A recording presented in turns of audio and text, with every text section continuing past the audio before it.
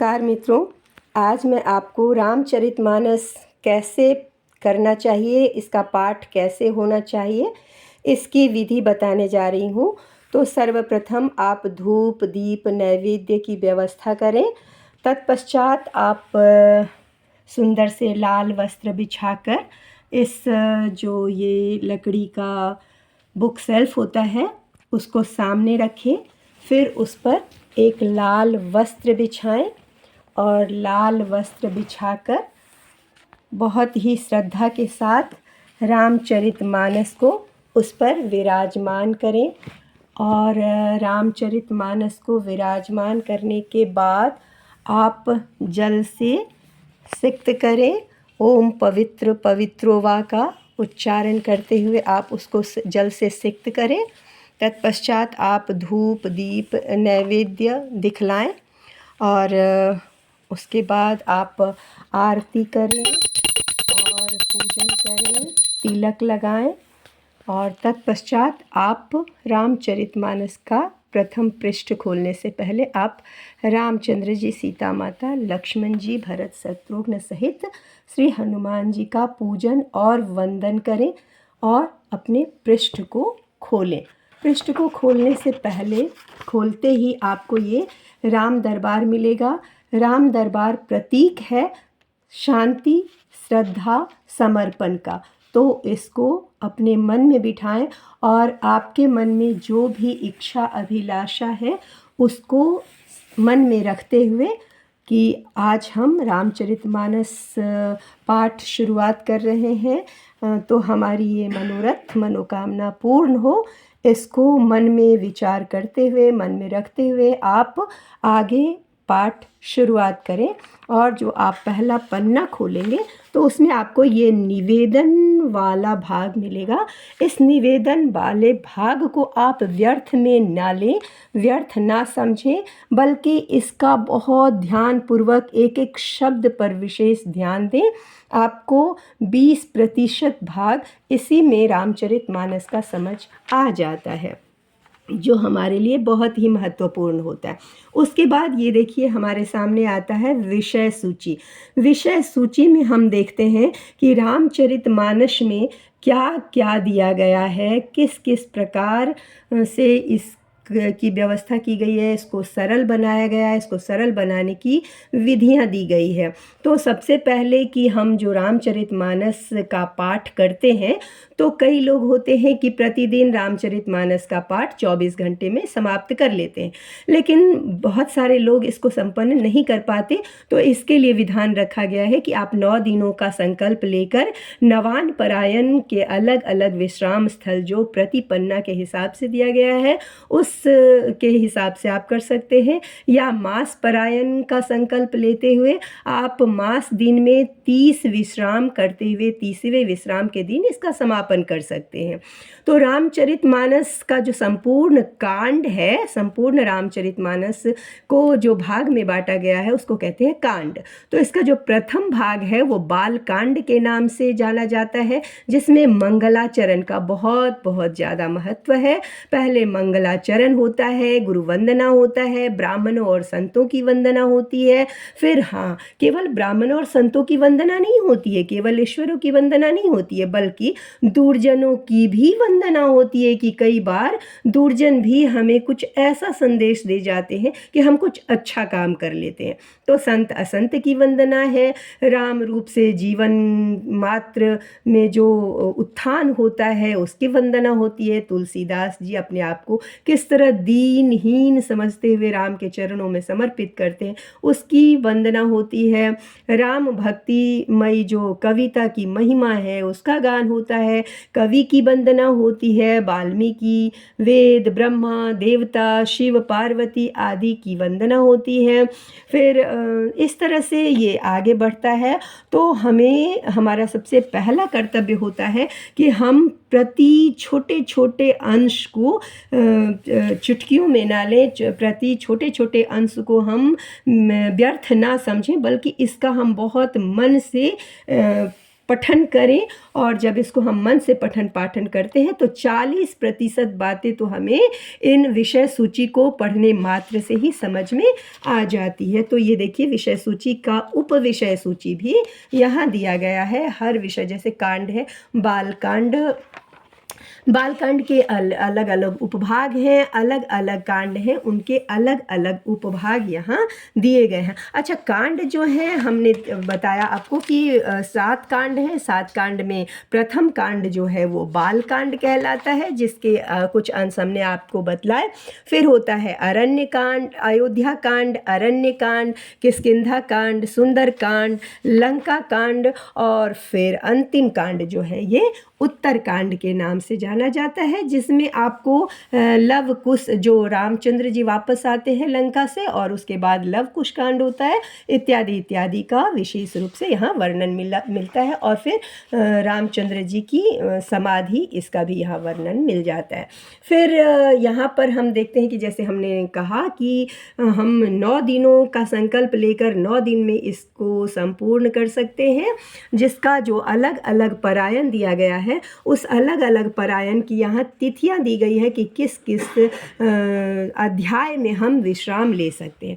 उसके बाद यदि 9 दिनों में हमसे संभव ना हो सके तो हम मास परायण भी व्रत ले सकते हैं, संकल्प ले सकते हैं।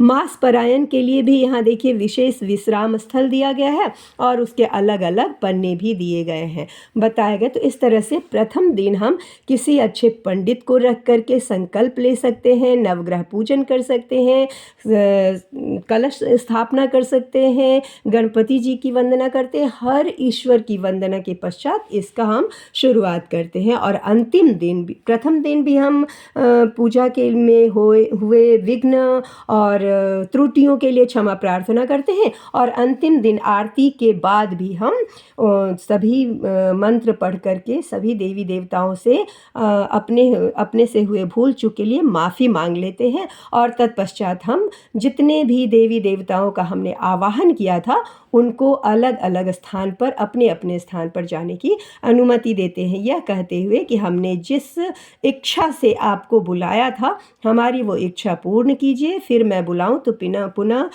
हमारे राम कथा में सम्मिलित होवें, और इसके साथ हम आदर सहित उनको विदा करते हैं। तत्पश्चात हम यहाँ परायण विधि द्वारा पूजा पाठ रामचरितमानस का प्रारंभ करते हैं, जिसमें आवाहन मंत्र होता है। आवाहन मंत्र में सबसे जो प्रथम मंत्र होता है वो तुलसीदास जी का आवाहन मंत्र होता है। उसके बाद वाल्मीकि जी, चूँकि तुलसीदास जी ने बहुत कुछ ज्ञान वाल्मीकि से प्राप्त किया था, इसीलिए हम तुलसीदास जी के पास वाल्मीकि जी का आवाहन करते हैं। फिर हम गौरी पुत्र गणेश और शंकर और पार्वती जी का आवाहन करते हैं। फिर हम लक्ष्मण जी का आवाहन करते हैं उनकी पत्नी सहित।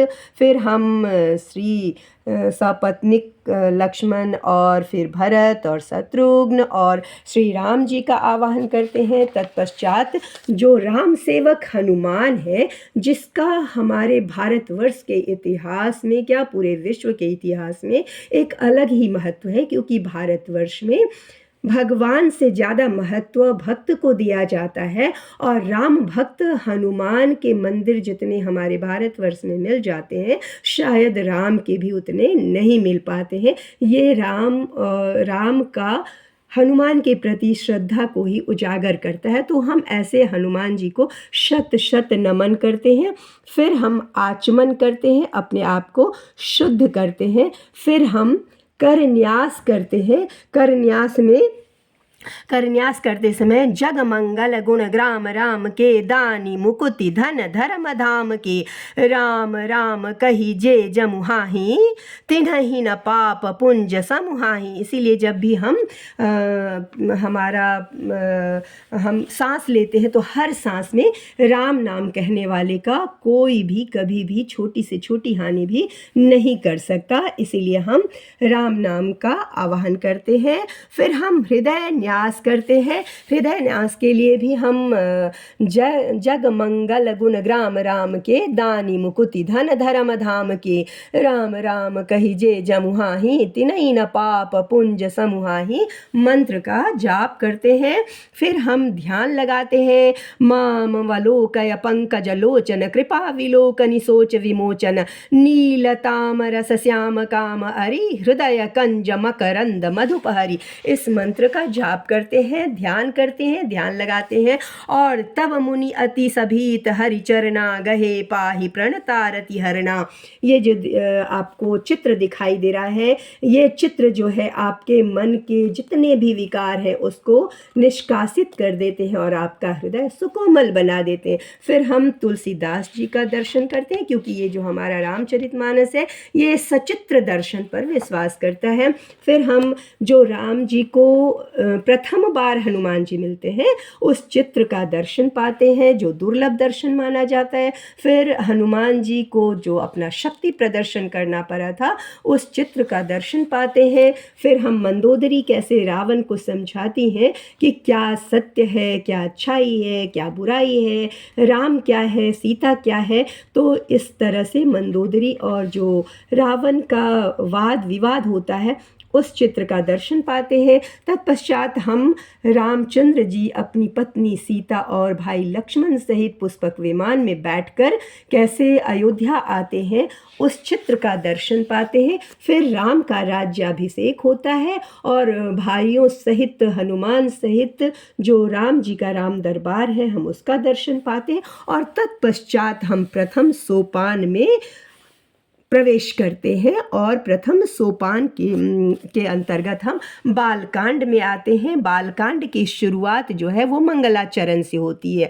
वर्णानाम अर्थसंगानाम रसानाम छंदसामपि, मंगलानाम च कर्तारो वंदे बिना वाणी विनायको, अक्षरों अर्थ समूहों रसों छंदों और मंगलों की करने वाली सरस्वती जी और गणेश जी की मैं वंदना करती हूँ।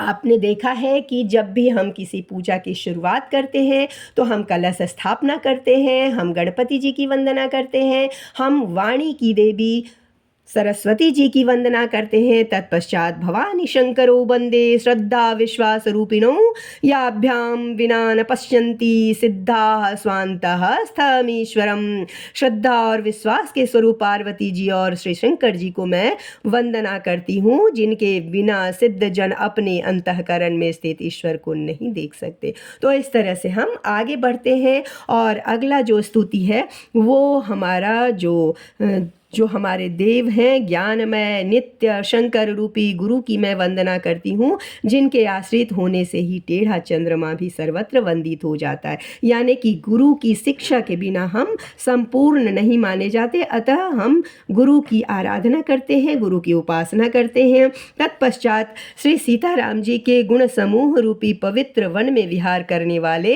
विशुद्ध विज्ञान संपन्न कवीश्वर वाल्मीकि जी की और श्री कपिश्वर हनुमान जी की मैं वंदना करती हूँ। इस तरह से हम वंदना को, मंगलाचरण को आगे बढ़ाते हुए आते हैं सोरठा पर। और सोरठा का जो लय है वो कुछ इस प्रकार है।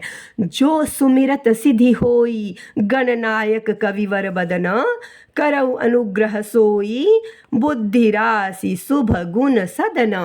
और तब हम जो प्रथम दोहा पढ़ते हैं तो हर एक दोहा से पहले और हर एक दोहा के बाद हम संपूर्ण मंत्र का इस्तेमाल करते हैं। ऐसा माना जाता है कि जब हम संपूर्ण मंत्र पढ़ते हैं तो उससे मंत्र बंध जाते हैं और हमारी मनोकामना पूर्ण हो जाती है, हमारी सारी इच्छाएं पूर्ण हो जाती है। जो दोहा को पढ़ने का लय है वह कुछ इस प्रकार है। मंगल भवन अमंगल हारी, द्रवौ सुदशरथ अजिर बिहारी। जथा सुअंजन अंजिदृग, साधक सिद्ध सुजान, कौतुक देखत शैल बन, भूतल भूरि निधान। मान। मंगल भवन मंगलहारी, द्रवौ सुदशरथ अजिर बिहारी। फिर हम चौपाई पढ़ते हैं। प्रथम चौपाई यहाँ दिया हुआ है। गुरुपद रज मृदु मंजुल अंजन, नयन अमीय दृग दोष विभंजन। तहि करे विमल विवेक विलोचन, भरनऊ रामचरित भव मोचन। तो हमने देखा कि सोरठा का लय क्या है, हमने देखा दोहा का लय क्या है, हमने देखा श्लोक का लय क्या है, हमने देखा कि चौपाई का जो लय है वो क्या है। तो अब हम देखेंगे कि छंद का लय क्या है। छंद का लय भी बहुत ही ज़्यादा महत्वपूर्ण माना जाता है। मुनि धीर जोगी सिद्ध संतत बिमल मन जेहि ध्यावहि, कहिने निगम पुराण आगम जासु कीरति गावहि। सोई राम व्यापक ब्रह्म भुवन निकायपति मायाधनी, अवतरेउ अपने भगत हित निज तंत्र नित रघुकुल मणि। तो ये हमारा हुआ छंद का लय। इस तरह से रामचरितमानस आगे आगे ही बढ़ता जाता है और हम सातों कांड का अध्ययन जब कर लेते हैं और रामचरितमानस का जो सबसे सुंदर, जो रामचरितमानस की आत्मा कही गई है, वो है सुंदरकांड। और सुंदरकांड में हनुमान जी के ही मात्र वर्णन मिलते हैं। तो इस तरह से हम आगे बढ़ते जाएंगे, इस तरह से रामचरितमानस का पठन पाठन करेंगे। तो और जो कुछ भी त्रुटि रह गई हो या जो कुछ भी इच्छा हो आप सबों की जानने की, तो कमेंट बॉक्स में कमेंट ज़रूर करें। इतना समय तक ध्यानपूर्वक, धैर्यपूर्वक मुझे सुनने के लिए आप सभी का बहुत बहुत धन्यवाद। आशा है कि इस वीडियो से आप सभी को बहुत कुछ जानने को मिला होगा। बहुत बहुत धन्यवाद आप सभी का। जय श्री राम।